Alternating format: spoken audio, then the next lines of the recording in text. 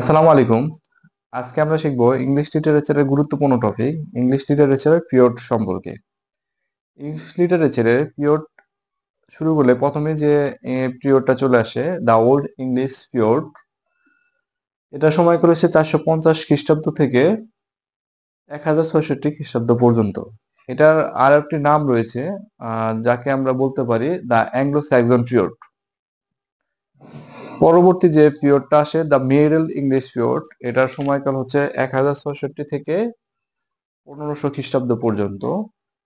Middle English পিরিয়ডকে তিন ভাগে ভাগ করা হয়েছে: the Anglo Norman period, the age of Chaucer period, the barren age. The Anglo Norman পিরিয়ডের সময়গুলো হচ্ছে 1066 থেকে 1340 খ্রিস্টাব্দ পর্যন্ত। দ্য এজ অফ সোচার খুবই গুরুত্বপূর্ণ, প্রায় এক্সামেই চলে আসে এটা। এটার সময়গুলো হচ্ছে 1340 থেকে 1400 খ্রিস্টাব্দ পর্যন্ত। পরবর্তী যে পিরিয়ডের কথা বলেছি আমরা ব্যারন এজ, এর সময়গুলো হচ্ছে 1400 থেকে 1485। পরবর্তী যে পিরিয়ড সম্পর্কে আমরা বলেছি দ্য রেনেসাঁ পিরিয়ড। রেনেসাঁ পিরিয়ডটা মূলত ফ্রি থিঙ্কিং এর উপর গঠিত হয়েছে। এর সময়কাল হইতেছে 1500 খ্রিস্টাব্দ থেকে 1640 খ্রিস্টাব্দ পর্যন্ত।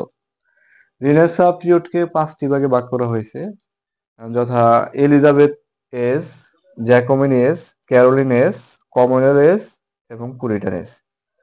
প্রথমে যে পিরিয়ডটা বললাম এলিজাবেথ এজ, একে গোল্ডেন এজ বলা হয়। খুবই গুরুত্বপূর্ণ একটা পিরিয়ড, এটি অনেক এক্সামে আসছে।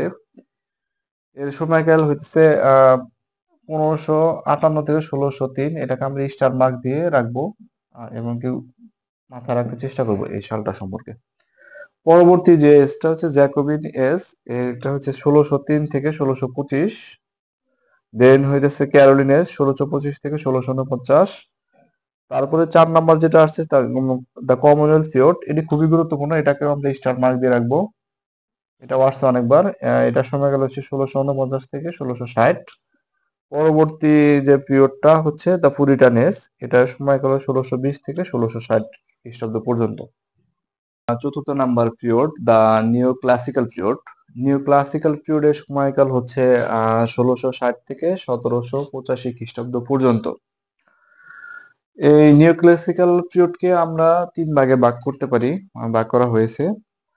আহ, প্রথমে যে পিরিয়ডটা আছে দ্য রেস্টোরেশন পিরিয়ড, এটা খুবই গুরুত্বপূর্ণ, এর স্টার মার্ক দেওয়া পিরিয়ড। এটার সময়কাল হচ্ছে 1660 থেকে 1700 খ্রিস্টাব্দ পর্যন্ত। পরবর্তী যে পিরিয়ড হচ্ছে দ্য আগস্টান এজ, এটা 1700 থেকে 1745। আগস্টন এজের আরেকটা নাম আছে এজ অফ পোপ। মানে এজ অফ পোপ বলতে আলেকজান্ডার পোপকেই বোঝানো হয়েছে এখানে। এই পিরিয়ডটা খুবই গুরুত্বপূর্ণ, যেহেতু পোপের সময়কাল। পরবর্তী যে পিরিয়ড দ্য এজ অফ সেন্সিটিভিলিটি, এটার সময়কাল হচ্ছে 1745 থেকে 1785 সাল পর্যন্ত। এটাকে এজ অফ জনসন বলা হয়। এজ অফ জনসন, জনসনের নাম অনুসারেই চলে আসছে এজ অফ জনসন। এটাও খুবই গুরুত্বপূর্ণ, আমরা চেষ্টা করব মাথায় রাখার। পরবর্তী যে পিরিয়ড, এটার নাম হচ্ছে দ্য রোমান্টিক পিরিয়ড। ইংলিশ লিটারেচারের গুরুত্বপূর্ণ, খুবই গুরুত্বপূর্ণ। মেইনলি এই পিরিয়ড থেকেই অর্ধেক প্রশ্ন চলে আসে, তো আমাকে এই পিরিয়ডটা সম্পর্কে খুবই গুরুত্বপূর্ণ জানতে হবে। এটার সময় কথা 1798 থেকে 1832 সাল পর্যন্ত।